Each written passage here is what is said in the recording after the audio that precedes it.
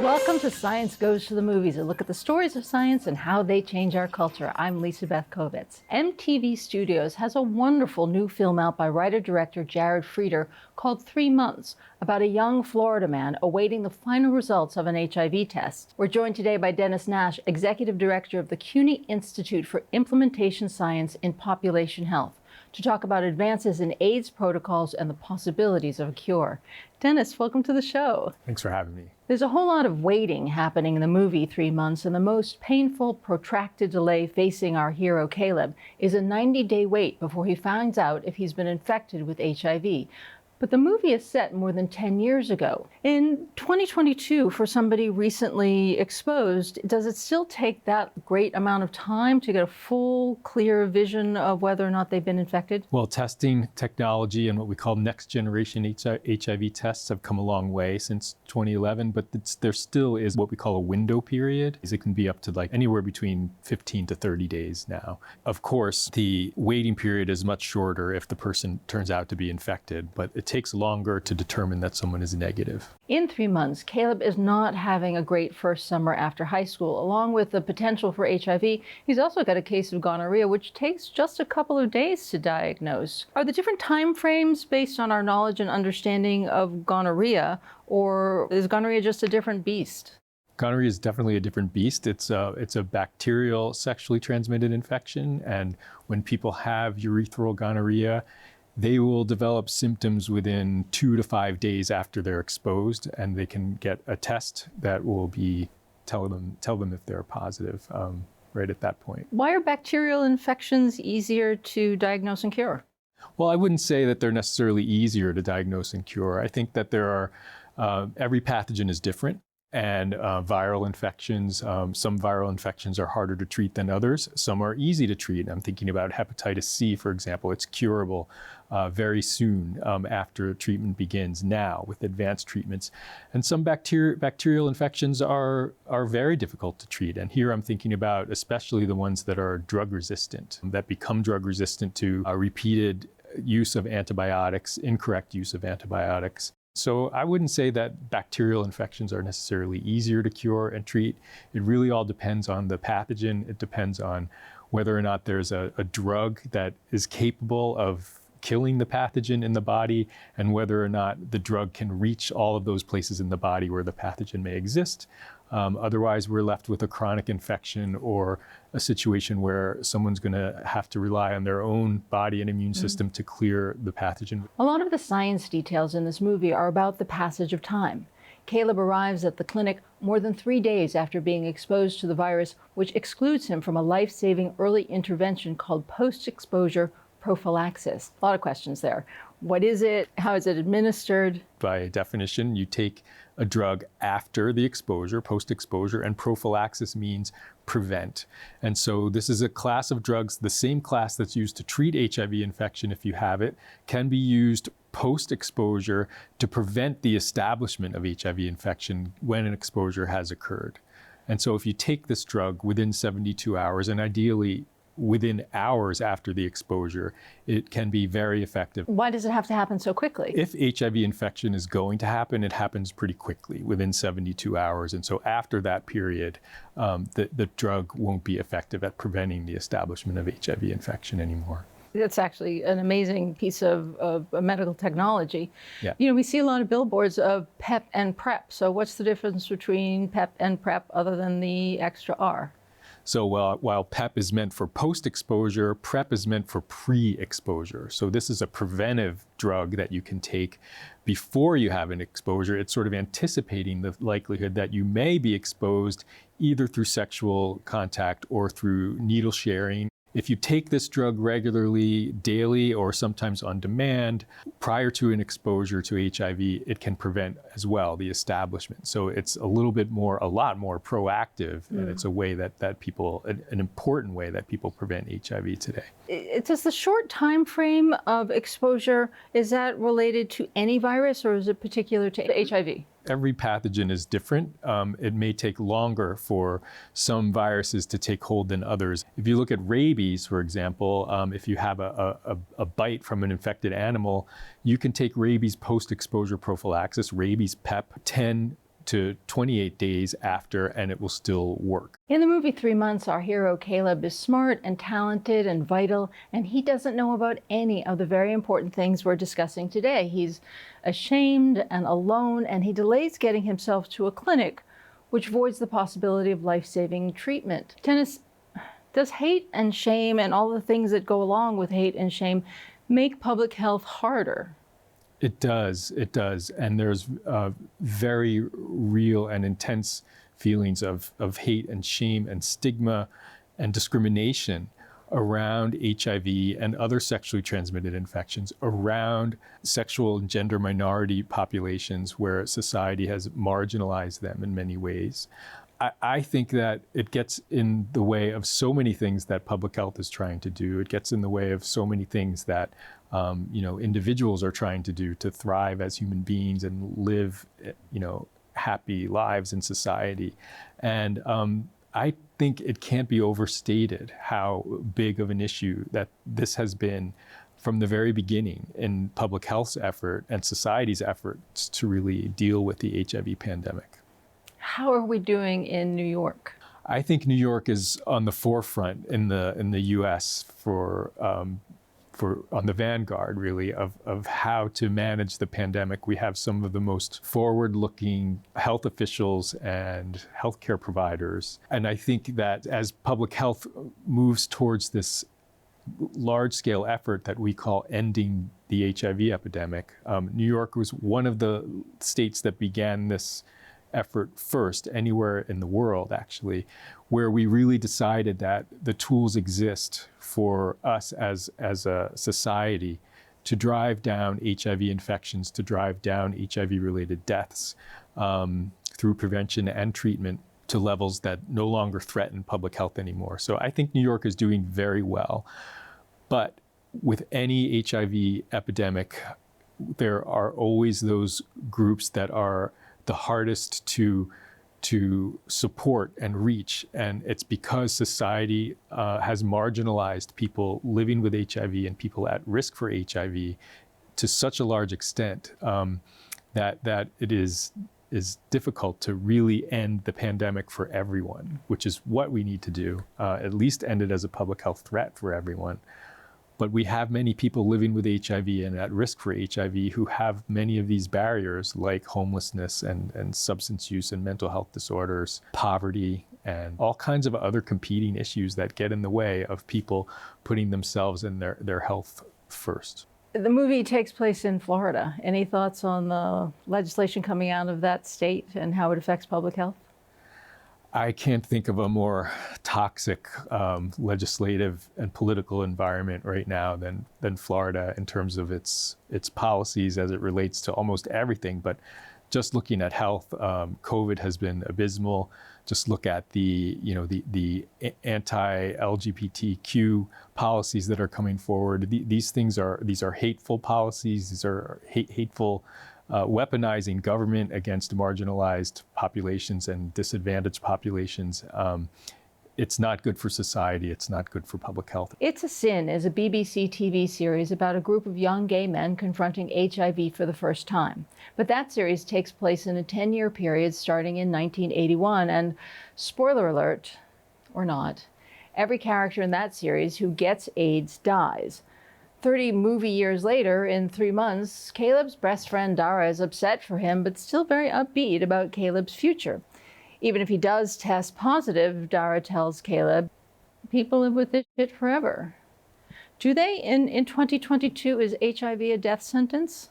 No, not at all. And I agree with Dara, and if there very much. And if there's one thing the message that I would have loved for Caleb to get early and continually throughout that whole ordeal, which is no matter what the outcome of his test, he's going to be okay. Everything's going to be okay. He will, if he tests negative, then he can continue to take steps to stay negative. And if he tests positive, there are very effective life-saving treatments that people live healthy lives with normal life expectancy And so that was, I agree with that statement, and I think that it's an important message for everyone who has an HIV exposure or who worries that they may have HIV while they're waiting to find out. It's going to be okay. Can you speak to the change in the message from public health from the early AIDS epidemic to what's happening now? Yes, as you alluded to, the early days of the HIV epidemic everywhere, before treatments became available, were very scary times and very upsetting, devastating times. And with that came a lot of fear, and sometimes stigma emerged from this as well. But the fear of HIV, which many people still live with today because they lived through it. That fear made its way into the public health messaging and how we talk to the public at large about HIV. And even after treatments became available, even after it became clear how to avoid HIV, how to prevent HIV, the fear messages stayed with us for a while, and the fear messages even turned into shaming messages in some instances, and this perpetuated the stigma. And I feel that this is one area where public health kind of failed, and we could have done a better job at updating our messages to go along with some of the optimism that came with the new technologies, the new treatments that are available to really help people with HIV and to prevent people from getting it today. I hate that today, in this day and age, where we have so many tools available, that people can be afraid to have sex or afraid to get into a relationship or worried about getting HIV, instead of focusing on being in the moment with the people they love and care about. That is something that happens, and it is a vestigial of some of the fear-associated public health messaging that came with the early days of the pandemic, but didn't really evolve. In the early days of the pandemic, most of the diagnoses came at very late stages, so that the disease seemed so incredibly cruel because it was being diagnosed at the very end. It was being diagnosed just before death. Yes, it would appear, before we really understood a lot about the natural history of HIV and AIDS, that it was rapidly fatal because people would die soon after they were diagnosed. But in fact, what we know is that it takes about 10 years for people who are infected with HIV to begin to develop the symptoms of AIDS on average. So, but we didn't know that, and it took a lot of science and a lot of epidemiology and research to characterize the virus. We didn't even know it was a virus at first. We didn't have a test for it. All we had was the ability to examine someone who had symptoms of AIDS and say, yes, this looks like AIDS. It's a syndrome, before we knew it was a virus. In the BBC series It's a Sin, when a character is first diagnosed, everybody is terrified of every bodily fluid the infected man, let's say, ejects. But in 3 months, set in 2011, Dr. Diaz has a husband who is HIV positive, and for them there's hugging, there's kissing, there's everything. What changed to allow this joy to come back into people's lives that you speak of? Yes, well, we've learned through epidemiology that the ways in which HIV is transmitted and the ways in which it is not transmitted. And we learned pretty quickly that this is not something that's transmitted through hugs and kisses and ordinary social contact. But even though we learned that pretty early on, it took a long time to convince people that that was true. And so people's behavior, as we're seeing today with the COVID pandemic, are not necessarily in line with the up-to-date science on the issue. So it can take a while for people to get to a place where they don't have the fear. And there was a lot of fear around HIV in the early days. And back to the world of Yay Science, the creation of PEP and PrEP must have opened up whole kinds of worlds of intimacy for people. Yes, I think this is a really important example of the transition that has been happening. When PrEP became available, some of the initial stigma and moralizing and shaming came along with it.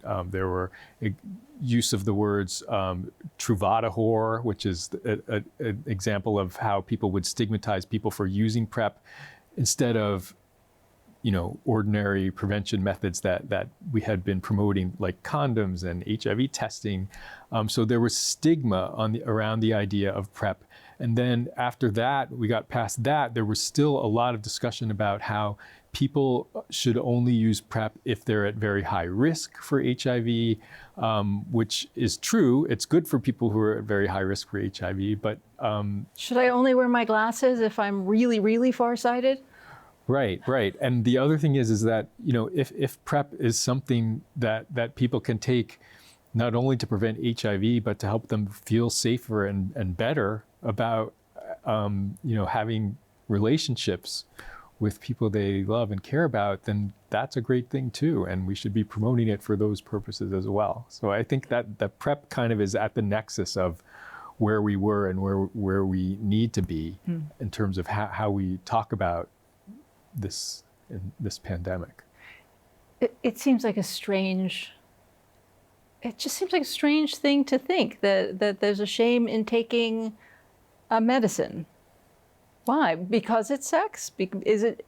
Oh. I think it has a lot to do with the stigma that's around that goes around sexually transmitted infection, that goes around being a sexual and gender minority in this world, in this country and many other countries where it's highly stigmatized and frowned upon by many people in mainstream society. And so it's a confluence of all of these things.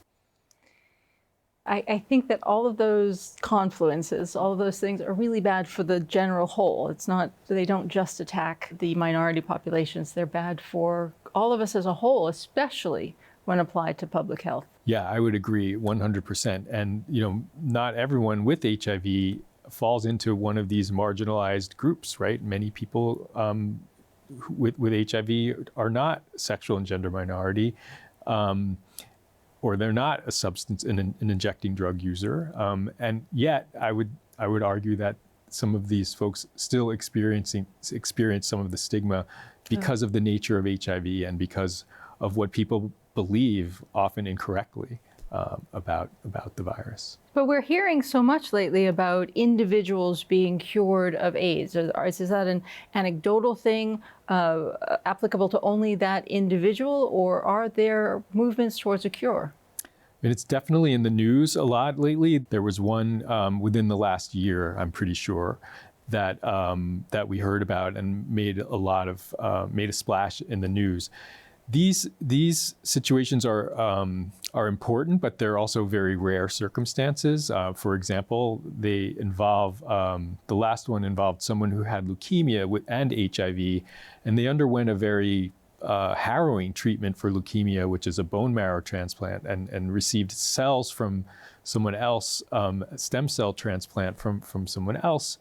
After they went through that ordeal and survived their treatment for the malignancy, they also were found to be free of HIV. And this kind of reinforces the notion that it's possible to cure HIV, but the way that they went about it in these three instances is not something that is scalable or feasible to do for the 38 million people around the world that live with HIV today. So do you think that if there was a universal cure, that cure would be so dreadful to go through in the ways that chemotherapy is so dreadful to go through, that it's almost worse than the actuality of living with HIV? Yeah, so if it is worse than taking daily medications for HIV every day, and by the way, these medications are getting more, they're becoming more tolerable. We're moving into an era where we can inject people with medications that last for 1 or 2 months, and they don't even need to worry about daily medications. So the cure would have to be something that is as acceptable or more than something like that. If it turned out to be something very, very difficult, a long ordeal that carried with it a high risk of death, like a bone marrow transplant, most people with HIV would not. Denis, were you seeing parallels between the HIV pandemic and the COVID pandemic? Yes, very early on, this was something that came to my mind, as well as a lot of my colleagues who work in the field of HIV.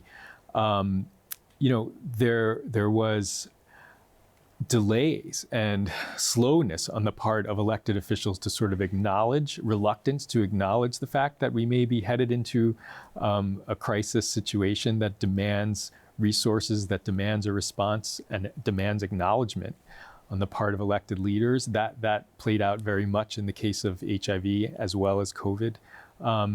The sort of missteps in deploying resources for public health, like testing and messaging and things like that, couldn't follow without it.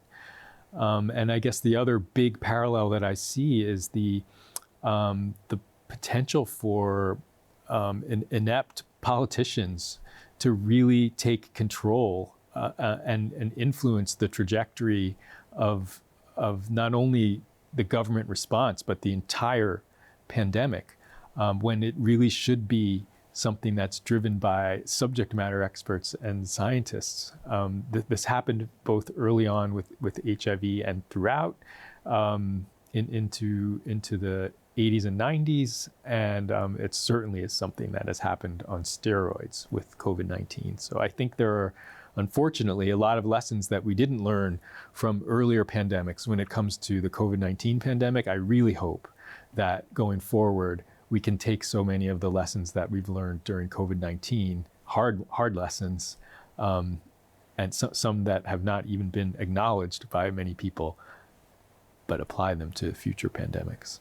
It's a whole world of storytelling. It's a whole world of storytelling and misinformation and goals that are not actually public health. People with goals people whose underlying goals are not public health, dealing with public health. Yes, I mean the storytelling is an example. You have to, people are going to believe the most believable person and message that they hear, and sometimes that's the first message by someone that's familiar to them. And if that message is the wrong one and it gets out there and takes foothold, then our job as public health people becomes much harder. We not only do we need to convince them that what they currently believe is wrong, we have to then do the job that we normally would do, that just convince them to do what we think is important. So it's doubly hard. Your work sits at the crossroads of a lot of things that all the rest of us are worried about. Are you hopeful? Well, as an epidemiologist, I am very excited about how our field has become more visible during the pandemic. I'm excited about how many of us have mobilized to collaborate and take on new challenges so quickly and have learned so much, not just epidemiologists, but scientists in general. The amount of knowledge that has been generated and advanced and leveraged to do good public health during this pandemic is unprecedented, the speed at which it happened. And so in that sense, I'm very hopeful that science can continue this kind of progress and will be in a much better place when future pandemics occur, and they will occur.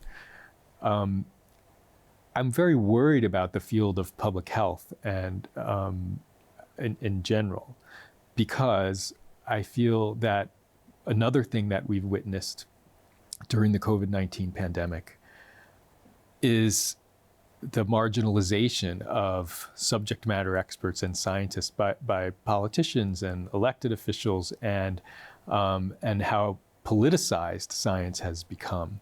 And we've seen how the messaging that science puts out there, or the knowledge that science puts out there that is intended to be translated into messages and information that people can use and that governments can use to protect entire populations, that has become distorted and even overtaken by a huge machine of misinformation and disinformation that public health is just not equipped at the moment to compete with.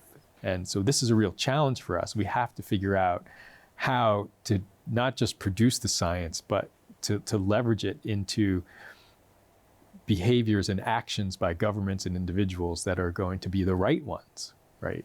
To get people to believe in it, and when people begin to distort it and use it in the wrong ways to mislead, that it can be credibly and roundly squashed.